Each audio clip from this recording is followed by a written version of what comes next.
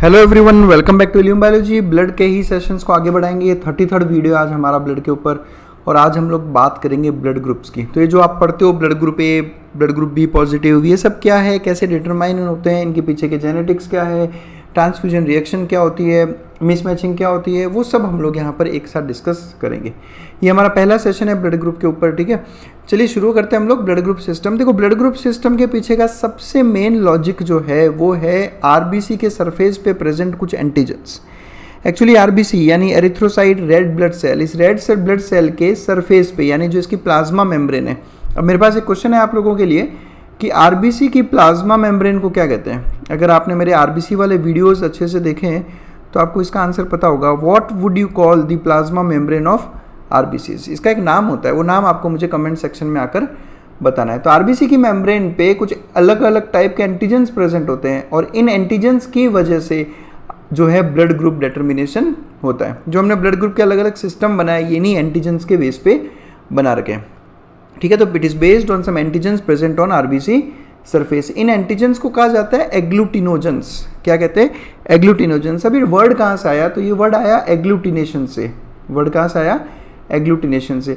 देखो, basically agglutination एक तरह का एंटीजन एंटीबॉडी इंटरेक्शन है।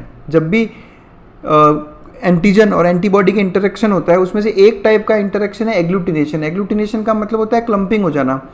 तो जब आरबीसीज का एग्लूटिनेशन होता है तो ये सारे आरबीसीज क्लम्प हो जाते हैं, यानी एक साथ आकर जुड़ जाते हैं। उस प्रोसेस को कहा जाता है एग्लूटिनेशन। और ऐसे एंटीजेंस जिनका एंटीबॉडी के साथ मिलकर एग्लूटिनेशन होता है उनको हम कहते हैं एग्लूटिनोजेंस। और ऐसी एंटीबॉडीज जो किसी एग्लूटिनोजन का एग्लूटिनेशन कर दे उस तरह की एंटीबॉडी को हम कहते हैं एग्लूटिनिन। क्या कहते हैं? एग्लूटिनिन।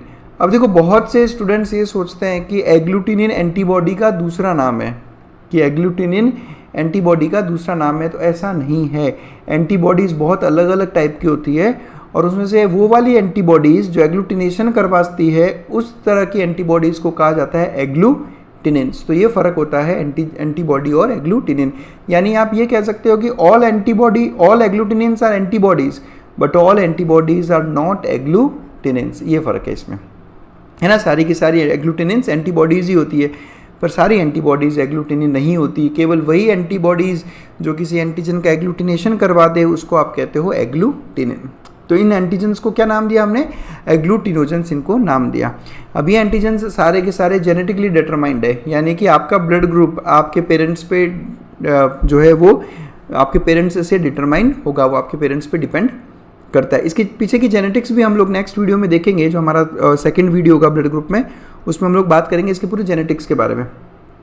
एंटीजेंस बेसिकली ये एंटीजेंस हैं क्या?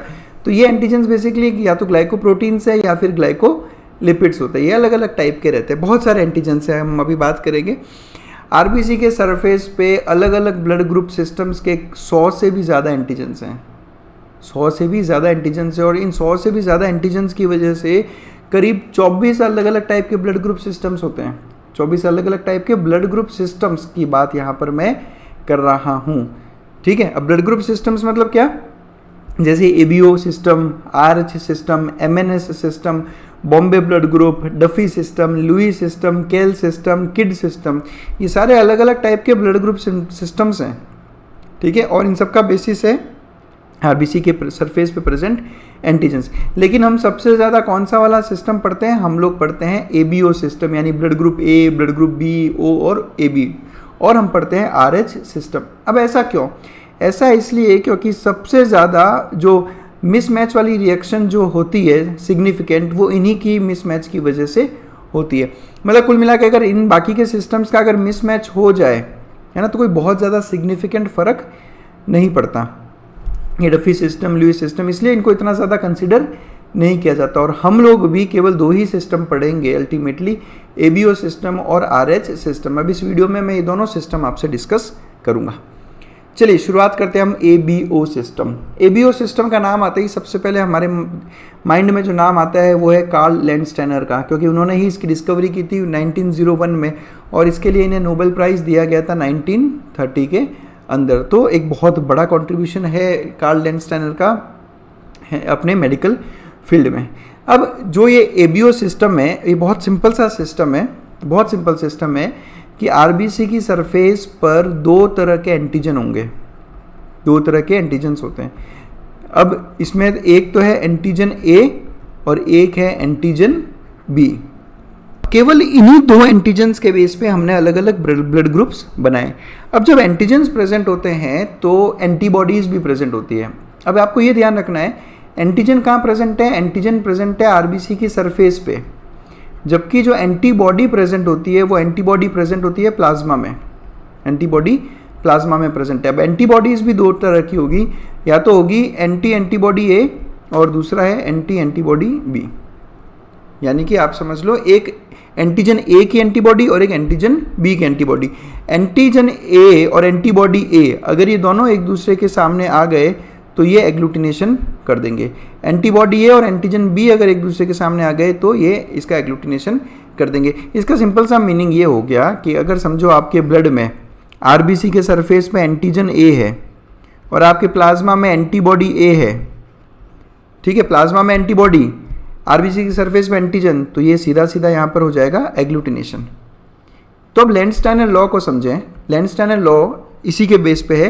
लैंडस्टाइनर लॉ ये कह रहे हैं कि अगर कोई पर्टिकुलर एंटीजन आरबीसी पे प्रेजेंट है, जैसे मैं एग्जांपल लेता हूँ एंटीजन ए, अगर कोई पर्टिकुलर एंटीजन आरबीसी के प्रेजेंट है तो उसका करस्पॉन्डिंग एग्लूटिनिन यानी उसका करस्पॉन्डिंग एंटीबॉडी उसके प्लाज्मा में एब्सेंट होगा, उसके प्लाज्मा में एब्सेंट होगा। यानी कि अगर आपके आरबीसी के सरफेस पर एंटीजन ए है तो आपके प्लाज्मा में एंटीबॉडी ए नहीं हो सकता, क्योंकि अगर ऐसा हुआ तो सीधा सीधा क्या हो जाएगा? एग्लूटिनेशन, है ना, सीधा सीधा होगा एग्लूटिनेशन, जिसकी वजह से हो जाएगा आरबीसीज का हीमोलाइसिस, आरबीसीज की प्रीमेच्योर डेथ। तो ये पहला रूल और बिल्कुल सही रूल है।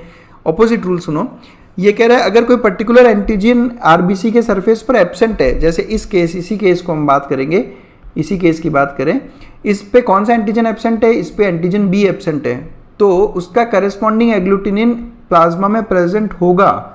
यानी कि इस केस में, जिस केस में एंटीजन बी एब्सेंट है, उस केस में एंटीबॉडी बी प्रेजेंट होगी प्लाज्मा में।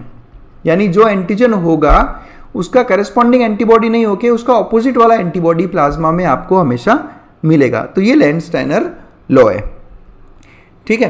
अब जो एंटीबॉडीज, जो ये जो हमारी जिन एंटीबॉडीज की हम यहाँ बात कर रहे हैं, एग्लूटिनिन्स की बात कर रहे हैं, जो इन एंटीजन्स के अगेंस्ट काम करती है, ये आईजीएम टाइप की एंटीबॉडी है, ये आपको ध्यान रखना है। टाइप ऑफ आईजीएम एंटीबॉडी, आपको पता होगा एंटीबॉडीज 4 टाइप की होती है, आईजीजी, आईजीए, आईजीएम, आईजीडी और आईजीई। इसमें से ये आईजीएम टाइप की है जो प्लेसेंटा को क्रॉस नहीं कर सकती, और यही रीज़न है कि जब ऐसा केस डेवलप हो जाए कि फीटस का और मदर का ब्लड ग्रुप मिसमैच हो रहा है तो कोई दिक्कत नहीं होती, क्योंकि ये वाली एंटीबॉडीज प्लेसेंटा को क्रॉस ही नहीं कर सकती। अब आपको मुझे ये बताना है कमेंट सेक्शन में आके कि कौन से टाइप के आईजी यानी इम्यूनोग्लोबुलिन एंटीबॉडी प्लेसेंटा को क्रॉस कर सकती है। तो आई होप आपको इसका आंसर मालूम है और कमेंट सेक्शन में आकर मुझे ज़रूर बताएं।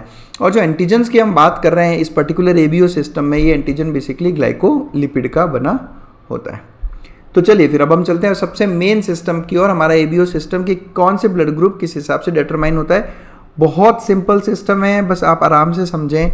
अगर आपके आरबीसी के सरफेस पे एंटीजन ए प्रेजेंट है तो आपका ब्लड ग्रुप होगा ए, सिंपल सा फंडा है। अगर आपके आरबीसी के सरफेस पे एंटीजन ए है तो ब्लड ग्रुप होगा ए। अगर आरबीसी के सरफेस पे एंटीजन बी है तो ब्लड ग्रुप होगा बी, सिंपल। अगर एंटीजन ए है और एंटीजन बी एब्सेंट है तो ए, एंटीजन बी है, एंटीजन ए एब्सेंट है तो बी।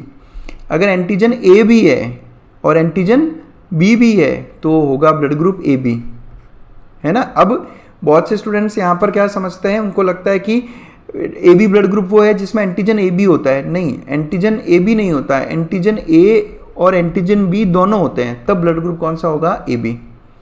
और अगर कोई भी एंटीजन नहीं है तो ब्लड ग्रुप होगा ओ। ओ बेसिकली यहाँ पर क्यों आया, ये जीरो को रिप्रेजेंट करता है। एक्चुअली याद करने का तरीका बता रहा हूँ, ओ मीन्स जीरो।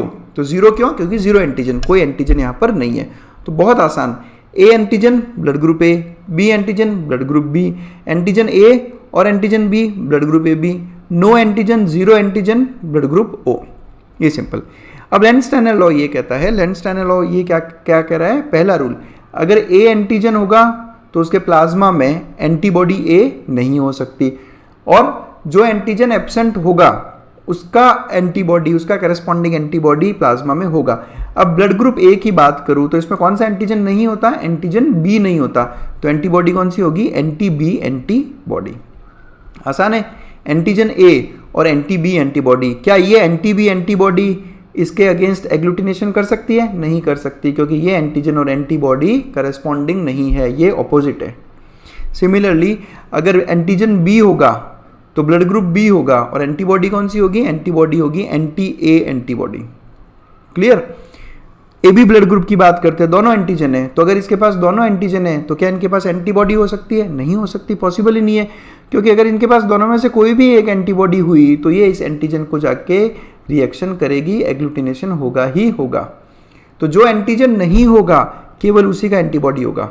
यहाँ पे दोनों एंटीजन है तो एक भी एंटीबॉडी नहीं है। ब्लड ग्रुप ओ पे आओ, कोई भी एंटीजन नहीं है, तो जब कोई भी एंटीजन नहीं है तो दोनों एंटीबॉडीज इसके पास में प्रेजेंट है।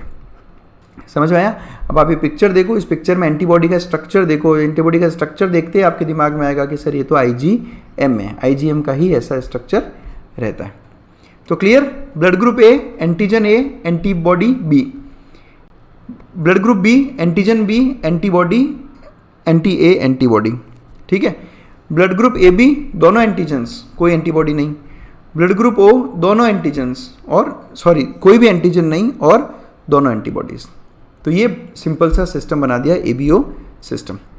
अब हम बात करते हैं आरएच सिस्टम। आरएच सिस्टम क्या होता है, देखो क्या है कि आपने सुना होगा कहीं पे कि उसका ब्लड ग्रुप है ए पॉजिटिव, तो ये ए तो कहाँ से आया अभी आपको समझ गया। अब ये जो हम पॉजिटिव नेगेटिव लिखते हैं ये बेसिकली आरएच सिस्टम की वजह से आता है। आरएच वर्ड जो है ये वर्ड हमने डिराइव किया है रिसस मंकी से। रिसस मंकी आपको मालूम होगा एक मंकी का स्पीशी है, एक टाइप का मंकी रहता है। सबसे पहले इसी मंकी में इसकी डिस्कवरी की गई थी, इसलिए इसको आरएच सिस्टम कहा जाता है। और इस आरएच एंटीजन को कहा जाता है आरएच फैक्टर। बेसिकली क्या होता है, आरबीसी के सरफेस पर एक तरह का एंटीजन होता है जिसको हम कहते हैं आरएच एंटीजन। अब दो ही केस हो सकते हैं, या तो ये एंटीजन प्रेजेंट होगा या ये एंटीजन प्रेजेंट नहीं होगा। अगर ये एंटीजन प्रेजेंट होगा तो हम कहेंगे ब्लड ग्रुप पॉजिटिव है क्योंकि एंटीजन है, और अगर ये एंटीजन नहीं है तो हम कहेंगे ब्लड ग्रुप नेगेटिव है। तो जब हम कहते हैं ए पॉजिटिव, तो ए पॉजिटिव का मतलब क्या हुआ कि ब्लड ग्रुप ए है और आरएच पॉजिटिव है, और ए नेगेटिव मतलब ब्लड ग्रुप ए और आरएच नेगेटिव। क्लियर। इसको आरएच फैक्टर कहा जाता है। अब यूं देखा जाए तो आरबीसी के सरफेस पे बहुत से अलग अलग टाइप के आरएच एंटीजन होते हैं, लेकिन सबसे ज़्यादा जो एंटीजेनिक होता है, एंटीजेनिक मतलब जो सबसे ज़्यादा एक इम्यून रिएक्शन डेवलप कर सकता है वो होता है एंटीजन डी, है ना, इसको डी एंटीजन कहते हैं। इसलिए आप इसको जो है डी एंटीजन के नाम से याद करें, क्योंकि जब हम इसकी एंटीबॉडी की बात करेंगे आने वाले वीडियोस में तो हम कहेंगे एंटी डी। तो एंटी डी का मतलब क्या हो गया, एंटीबॉडी अगेंस्ट एंटीजन डी। तो ये आपको डी एंटीजन याद रखना है। क्लियर। तो हमने क्या कहा, आरएच एंटीजन बहुत अलग अलग टाइप के होते हैं, लेकिन सबसे ज़्यादा एंटीजेनिक होता है एंटीजन डी, इसलिए हम इसको ही मेनली कंसीडर करते हैं हमारे आरएच सिस्टम में। अब ये सिंपल सा सिस्टम है, अगर आरएच फैक्टर प्रेजेंट है आरबीसी के सरफेस पे तो आरएच पॉजिटिव, नहीं प्रेजेंट है तो आरएच नेगेटिव। लेकिन यहाँ पर जो है एक हल्का सा फ़र्क है, जो हमने अभी लेंस-स्टेनर लॉ की बात की थी वो लॉ यहाँ पर नहीं लगेगा। यानी कि नॉर्मली प्लाज्मा में एंटी आरएच एंटीबॉडीज़ नहीं होती, चाहे आपका ब्लड ग्रुप पॉजिटिव हो या नेगेटिव हो, आपके पास एंटी आरएच एंटीबॉडीज़ नहीं होती, ये आपको ध्यान रखना है। समझो, नॉर्मली नहीं होती, नॉर्मली नहीं होती। लेकिन समझो अगर आपका ब्लड ग्रुप है आरएच नेगेटिव, आरएच नेगेटिव, तो इनिशियली आपके पास कोई एंटीबॉडी नहीं है, ठीक है, में कोई एंटीबॉडी नहीं है। लेकिन अगर आपके बॉडी में आरएच पॉजिटिव ब्लड ट्रांसफ्यूज कर दिया जाए तब कुछ टाइम में आपके बॉडी एंटीबॉडीज़ इन एंटीजन्स के अगेंस्ट बना सकती है, क्योंकि इस केस में ये जो एंटीजन है ये आपकी बॉडी के लिए एक फॉरेन एंटीजन का काम करता है, क्योंकि आपकी बॉडी का एंटीजन नहीं है, आप तो आरएच नेगेटिव हो ना। समझ में आया। यहाँ पे आप कंसेप्ट समझें सेल्फ एंटीजन और फॉरेन एंटीजन का। देखो एंटीजन्स दो टाइप के होते हैं, एंटीजन्स दो टाइप के होते हैं, एक होते हैं सेल्फ एंटीजन यानी आपकी बॉडी के खुद के एंटीजन्स, और एक होते हैं फॉरेन एंटीजन्स। आपका इम्यून सिस्टम आपके सेल्फ एंटीजन्स के अगेंस्ट कभी भी इम्यून रिएक्शन नहीं देता। लेकिन कोई भी फॉरेन एंटीजन आएगा वो उसके अगेंस्ट इम्यून रिएक्शन देगा। जैसे समझो आपका ब्लड ग्रुप ए है ना, और मैं आपकी बॉडी में जो है ए ब्लड ग्रुप ट्रांसफ्यूज कर दूं, तो ये ए एंटीजन जो इसमें प्रेजेंट है वो वही मैंने ट्रांसफ्यूज किया, तो ये बॉडी आप इस एंटीजन को सेल्फ एंटीजन की तरह कंसिडर करेगी। यही मैं अगर ब्लड ग्रुप बी डाल दूं इसके अंदर, तो अब एंटीजन बी आ गया, अब ये एंटीजन आपकी बॉडी के लिए फॉरेन एंटीजन हो गया और इसके अगेंस्ट एक इम्यून रिएक्शन डेवलप होगी। सेम चलता है RH वाले सिस्टम में, लेकिन नॉर्मली आपकी बॉडी में एंटी RH एंटीबॉडीज नहीं होती, पर ये बन सकती है। समझ में आया? तो ये सिस्टम यहाँ होता है, जबकि ABO सिस्टम में ऐसा नहीं था। ABO सिस्टम में पहले से ही एंटीबॉडीज प्रेजेंट होती हैं। अगर इंडियन पॉपुलेशन के हिसाब से बात करें तो 85% पब्लिक RH पॉजिटिव रहती है और 15% RH नेगेटिव रहता है। ये एक फैक्ट है जो मैंने आपको यहाँ पर बताया नहीं। मैक्सिमम कैसे केसेस हैं? RH पॉजिटिव वाले केसेस रहते हैं। अब चलो मैं एक बार आपको ये समझा दूं कि कौन से ब्लड ग्रुप को आप कौन सा वाला ब्लड दे सकते हो और कौन सा ब्लड नहीं दे सकते। देखो बहुत सा सिंपल है। मैंने अभी क्या कहा, आपकी बॉडी में बाहर से कोई एंटीजन नहीं आना चाहिए जो आपकी बॉडी का नहीं हो, क्योंकि बॉडी उसको एक फॉरेन एंटीजन की तरह कंसिडर करके उसके अगेंस्ट इम्यून रिएक्शन बनाएगी। देखो आप ब्लड ग्रुप ए, एंटीजन कौन सा प्रेजेंट है? एंटीजन है एंटीजन ए। एंटीबॉडी कौन सी है? Anti B. तो क्या आप इस इंडिविजुअल में ब्लड ग्रुप बी डाल सकते हो? नहीं डाल सकते। क्यों? क्योंकि इसके पास एंटीबॉडीज प्रेजेंट है अगेंस्ट बी। क्या आप ब्लड ग्रुप ए बी डाल सकते हो? नहीं डाल सकते, क्योंकि ए बी में भी एंटीजन बी प्रेजेंट है। समझ रहे हो? अब आपकी जो बॉडी है उसके पास ऑलरेडी पहले से ही एंटी बी प्रेजेंट है, तो अगर इसके पास पहले से ही एंटी बी प्रेजेंट है तो ये तो सीधा सीधा वॉर हो जाएगा, एग्लूटिनेशन हो जाएगा, इम्यून रिएक्शन डेवलप होगी। तो आप कभी भी ब्लड ग्रुप ए वालों को ऐसा ब्लड ग्रुप नहीं दे सकते, ऐसा ब्लड नहीं चढ़ा सकते जिसमें एंटीजन बी प्रेजेंट हो। और एंटीजन बी किस किस में प्रेजेंट होगा? एंटीजन बी प्रेजेंट होगा जिसमें बी ब्लड ग्रुप है और जिसमें ए बी ब्लड ग्रुप है। तो ये इनकॉम्पेटिबल डोनर हो जाएंगे इन दोनों के लिए। और डोनर कौन हो सकता है? जिसका खुद का ब्लड ग्रुप ए हो, या फिर ऐसा जिसके पास कोई एंटीजन ही नहीं हो। तो ये देखो आप ब्लड ग्रुप ओ, इसके पास कोई एंटीजन नहीं है। तो जब इसके पास कोई एंटीजन नहीं है तो मैं ये ब्लड किसी भी इंडिविजुअल में डाल दूं तो बाहर से कोई एंटीजन आ ही नहीं रहा, कोई फॉरेन एंटीजन आ ही नहीं रहा, तो उसके अंदर कैसी भी एंटीबॉडी होगी, बाहर से कोई एंटीजन आ ही नहीं रहा तो एग्लूटिनेशन हो ही नहीं सकता। इसलिए blood group O universal donor है। देखो आप हर सिस्टम में आप ब्लड ग्रुप ओ दे सकते हो। ब्लड ग्रुप बी की बात करें तो इसके पास कौन सा एंटीजन है? Antigen B. एंटीबॉडी कौन सी है इसके पास? Anti A. अगर इसके पास एंटी ए एंटीबॉडी पहले से ही मौजूद है तो क्या आप इसको ए ब्लड ग्रुप दे सकते हो? नहीं। क्या आप ए बी दे सकते हो? नहीं दे सकते, क्योंकि इन दोनों में ही ए एंटीजन प्रेजेंट है। ये एंटीबॉडी इनके अगेंस्ट फाइट करेगी। क्लियर? तो ये ए और ए बी कैसे हो गए? इनकॉम्पेटिबल। और बी और ओ कैसे हो गए? कॉम्पेटिबल। है ना? बहुत आसान है समझना, कोई बहुत बड़ा रॉकेट साइंस नहीं है। ए बी ब्लड ग्रुप की बात करूं, दोनों एंटीजन इसके पास प्रेजेंट है और एंटीबॉडी एक भी नहीं है। तो जब इसके पास कोई एंटीबॉडी नहीं है, जब इसके प्लाज्मा में कोई भी एंटीबॉडी नहीं है, तो आप इसको कोई भी ब्लड दे सकते हो। ये देखो आप, मैं इसको कोई भी ब्लड दे दूं कोई फर्क नहीं पड़ता। मैंने ब्लड ग्रुप ए दिया, क्यों? क्योंकि इसके पास एंटी ए है ही नहीं। ब्लड ग्रुप बी दे सकता हूं क्योंकि एंटी बी है ही नहीं। ए बी दे सकता हूं, हाँ दे सकते हो, क्योंकि ना तो एंटी ए है ना एंटी बी है। ओ दे सकता हूं, ओ तो कभी भी दे सकते हो क्योंकि ओ में तो कोई एंटीजन होता ही नहीं। तो समझो, तो ये यूनिवर्सल रेसिपिएंट हो गया। देखो आप, जो ब्लड ग्रुप ए बी है, ये ब्लड ग्रुप ए बी, ये किसी का भी ब्लड ले सकता है बिना मैच किए, ये यूनिवर्सल रेसिपिएंट। और ओ कैसा हो गया? यूनिवर्सल डोनर हो गया। देखो ये सबको डोनेट कर सकता है। अब चलते ब्लड ग्रुप ओ के पास। ब्लड ग्रुप ओ के पास कोई एंटीजन नहीं है, लेकिन एंटीबॉडीज दोनों है इसके पास। तो अगर इसके पास दोनों एंटीबॉडीज है तो ना तो आप इसको ए दे सकते हो, ना बी दे सकते हो, ना ही ए बी दे सकते हो, कुछ नहीं दे सकते आप इसको। लेकिन इसको केवल और केवल आप ओ दे सकते हो, क्योंकि आपको एक ऐसा ब्लड देना पड़ेगा जिसमें कोई एंटीजन नहीं है। समझ लो, क्योंकि इसके पास दोनों ही एंटीबॉडीज है। तो यूनिवर्सल डोनर कौन हुआ? यूनिवर्सल डोनर हुआ ओ और यूनिवर्सल रेसिपिएंट हुआ ए बी।